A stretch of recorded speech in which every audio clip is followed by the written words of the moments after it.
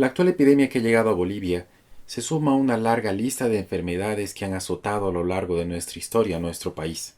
Por eso hoy vamos a revisar las principales epidemias a lo largo de nuestra historia.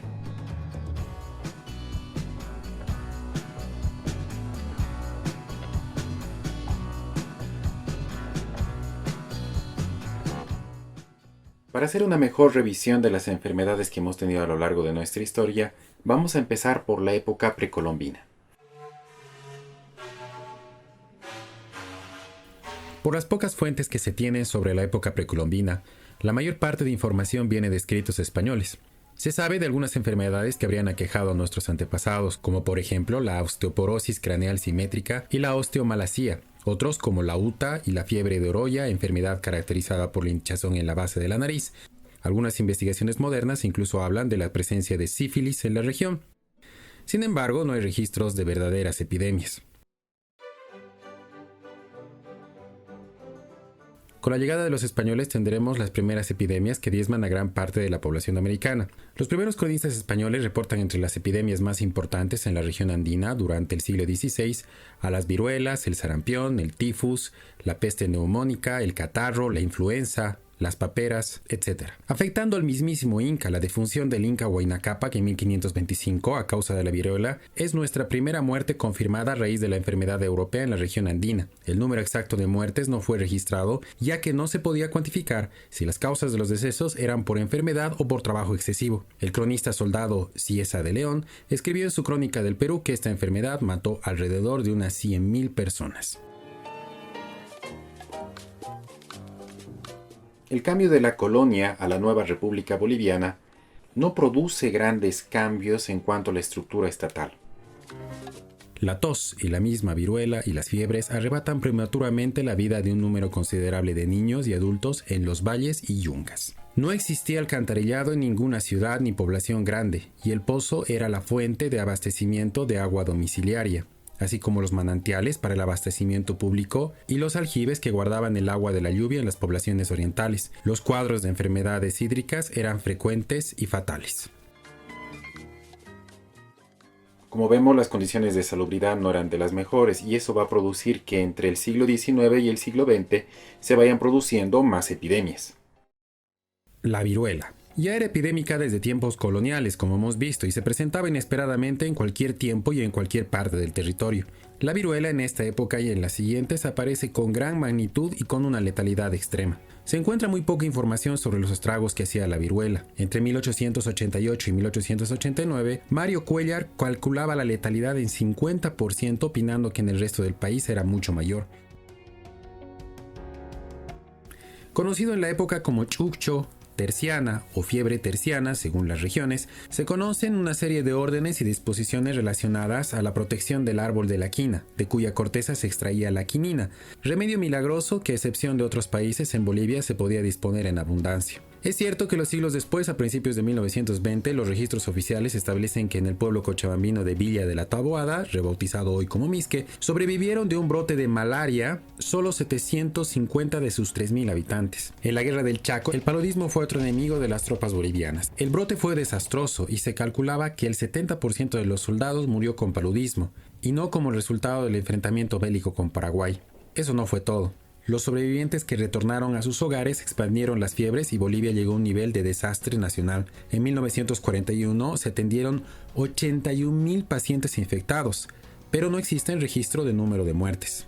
Tuberculosis. Según Néstor Villazón Morales, en septiembre de 1912 dice: consultando las páginas de la historia médica de mi país, y muy especialmente del Departamento de La Paz, he obtenido la firme convicción que hasta el año de 1880 la bacilosis era desconocida. A partir de los años de 1876 y 1877 se empezaron a observar los primeros casos de tuberculosis indígena. Con un carácter de extraordinaria gravedad, la tuberculosis ha manifestado particular predilección por la raza indígena, en la que se ha presentado con mayor frecuencia que la blanca o mestiza. Fiebre amarilla, conocida también como tifus icteroide o vómito negro. En 1856, una crónica de la época daba cuenta sobre una epidemia destructiva de fiebre amarilla que se había apoderado de las provincias Omasuyos y Larecaja de La Paz. Esta epidemia desde hace 5 años recorría las costas occidentales de nuestro país Entre las estimaciones se calculaba aproximadamente hasta 20.000 fallecidos en las 3 provincias. Otro brote de la epidemia de fiebre amarilla se va a vivir en Vila Vila en 1899, que causó 620 muertes en una población de 3.000 habitantes. Disentería. La disentería ha sido la enfermedad más endémica después del paludismo. En el Chaco hizo enormes estragos entre los combatientes, difundiéndose en todo el ejército. Se ha dicho y confirmado por médicos y militares que asistieron a la guerra que la disentería, el paludismo, la vitaminosis y la adenitis tuberculosa han matado más que las balas enemigas. La gripe española. Posterior a la Primera Guerra Mundial, toda Europa se vio afectada por el azote de una de las pandemias más duras de la historia, la gripe española. Los muertos se pueden contar por millones. Entre 1919 y 1920 murieron contagiadas unas 100.000 personas en Bolivia, que para entonces tenía una población de 1.7 millones de habitantes. Esta epidemia se ensañaba sobre todo con los niños menores de 2 años. Chagas. Fue identificada en Bolivia por Salvador Mazza en 1937, al haber comprobado la infestación de triatoma en Irupana y en otros lugares del departamento de La Paz, así como en Tupiza y en Villazón, en Sucre y Camargo en Chuquisaca, y en Quillacollo y la capital de Cochabamba, en la ciudad de Santa Cruz, en el Parmar y en Tarija. Con todos estos resultados, Mazza llegó a la conclusión de que la enfermedad del Chagas estaba realmente difundida en la mayor parte del territorio nacional. Peste bubónica. La primera epidemia confirmada es la de Pacaya, en la provincia Arce del departamento de Tarija, en los primeros días de enero de 1921. Fiebre hemorrágica boliviana.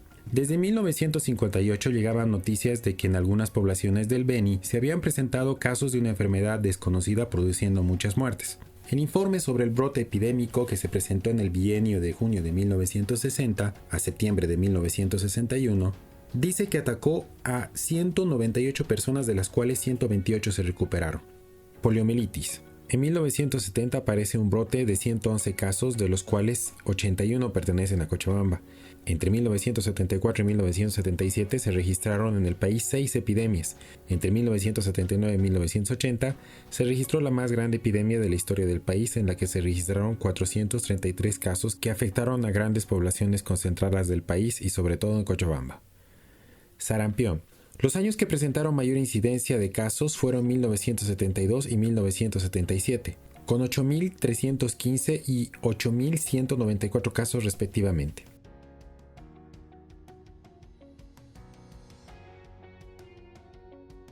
El cólera es una enfermedad provocada por la bacteria Vibrio cholerae. La deshidratación es a través de diarreas, que es su principal característica. La epidemia del cólera asoló Europa en 1834, habiendo fallecido en París, Londres y Berlín 102.551 enfermos. La peste de 1878. Aunque en varios libros de historia figura como peste, según algunas investigaciones basándose en los síntomas, se habría tratado más bien del cólera, producto de las malas cosechas y de la mala higiene. Dato interesante, estamos en el año de 1878. El Estado decidió el cobro del impuesto de los 10 centavos y por consiguiente el inicio de la Guerra del Pacífico un año después. Cochabamba fue la ciudad más afectada. Según Augusto Guzmán, en invierno de 1878, entre los meses de mayo, junio y julio, solamente fallecen 1.237 personas. En enero de 1879, verano, mueren en la ciudad 504 personas, de las cuales 115 sucumben en las calles sin auxilio. En los 2 años trágicos, la ciudad pierde 5.444 vidas. En 1880 se siente el alivio de una mortalidad que baja a 779 defunciones. Después de muchos años aparecía en América con un foco inicial en el Perú, la presencia del cólera fue reconocida en Bolivia. A fines de 1991 en la ciudad de La Paz. Desde mayo, por 4 meses, se presentaron casos aislados en las localidades de Río Abajo, La Paz y El Alto. Al final del año de 1991 se habían sucedido 206 casos con 12 muertes, según el informe de la Dirección General de Epidemiología. En la primera semana de 1992, el cólera se presentó de manera explosiva en Cochabamba y sus provincias, alcanzando pronto a Tarija y Santa Cruz. En total entonces se confirmaron 137 casos, de los cuales 11 fueron letales. El dengue es una enfermedad infecciosa aguda viral transmitida por los mosquitos del género Aedes. Hoy afecta a la mayor parte de los países de Asia y América Latina, según la Organización Mundial de la Salud. El dengue se presentó en 2 brotes epidémicos en la ciudad de Santa Cruz entre enero de 1931 y febrero de 1932. En 1996, Bolivia otra vez tuvo que enfrentar una amenaza en salud que sigue vigente hasta hoy, el dengue. Aquel año se confirmaron 54 casos según la información del Ministerio de Salud. Según la memoria de 2011 del Ministerio de Salud, entre 1996 y 2011 se reportaron alrededor de 24.000 casos, afectando a 136 personas fallecidas. La gripe AH1N1 llegó al país en mayo del 2009 con el denominativo de gripe porcina. Desde entonces hasta el 2011 se registraron 4.054 casos en el territorio nacional. Se comprobó que las complicaciones pueden darse en pacientes que además padecen otras enfermedades. Chikungunya. Desde los años 90 hasta el día de hoy, tenemos un ciclo de enfermedades llamadas importadas. Esta enfermedad se transmite a través de la picadura de un mosquito y se expresa en una contracción dolorosa del cuerpo.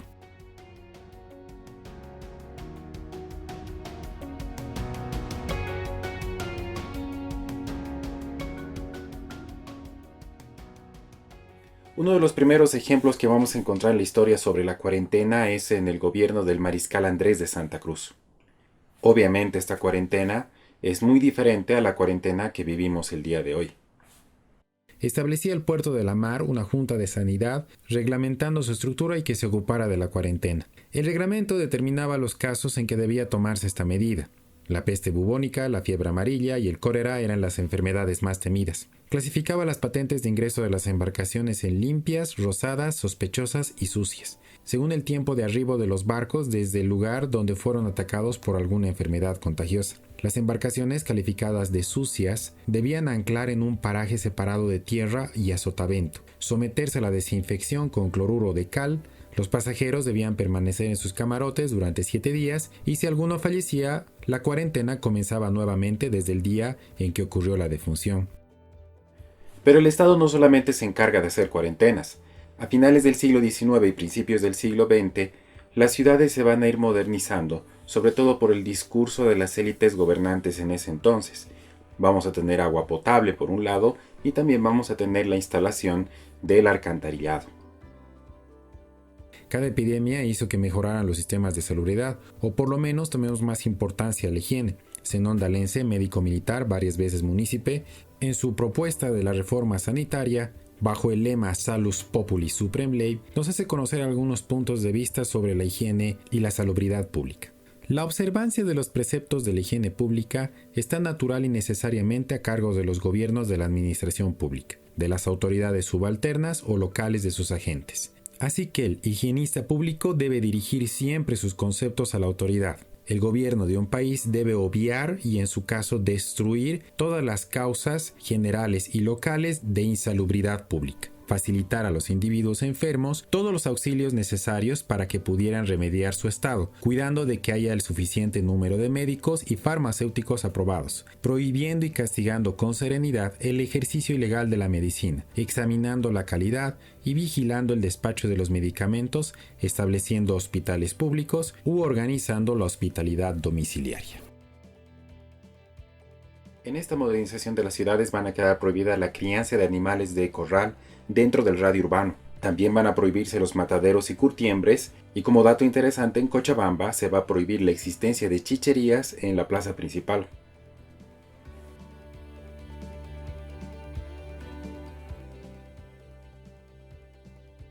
Hacia lo largo del siglo XX vamos a seguir progresando en la lucha de varias enfermedades. La llegada de varias instituciones al país va a ayudar a este efecto. Por ejemplo, la llegada de la Organización Panamericana de la Salud y de la Organización Mundial de la Salud, la formación de la Sociedad Boliviana de la Salud Pública, la llegada de varios planes de la ONU como por ejemplo UNICEF. Y así, con el apoyo de estas instituciones y de muchos profesionales bolivianos, vamos a erradicar varias de las enfermedades de nuestro país. En 1959 Bolivia informó sobre 7 casos. Y el año de 1960, año en el que se considera como el de la erradicación, un solo caso de viruela. En los años de 1963 y 1964 se presentaron 3 y 5 casos considerados como importados. Así también se da la erradicación de la poliomielitis. El plan de eliminación comenzó en la década de los 70 y en 1986 se registró el último caso en Bolivia. La OMS declaró la erradicación en las Américas en 1994. Como la poliomielitis, también erradicamos el sarampión. ¡Eliminemos al sarampión! ¡Eliminemos a la rabiola! ¡Todos juntos! ¡Va a ser muy fácil! ¡Con la vacuna! ¡Con una sola! La campaña de eliminación comenzó el 2006 y no se han reportado casos en más de 10 años.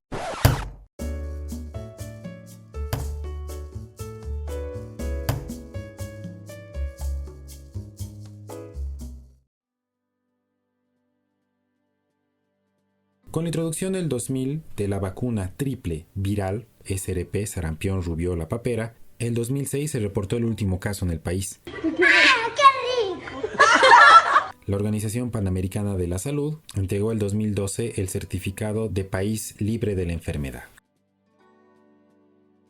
Con la actual emergencia sanitaria, si hay algo que nos está enseñando este problema, es que no solo nuestro país, sino toda la región no estaba preparada para una contingencia de este tipo. En octubre del año pasado salió publicado el Global Health Security Index, un informe que mide precisamente cómo cada país puede afrontar una crisis sanitaria, mostrando sus capacidades y deficiencias. Si bien en varios ítems estamos un poco arriba del promedio,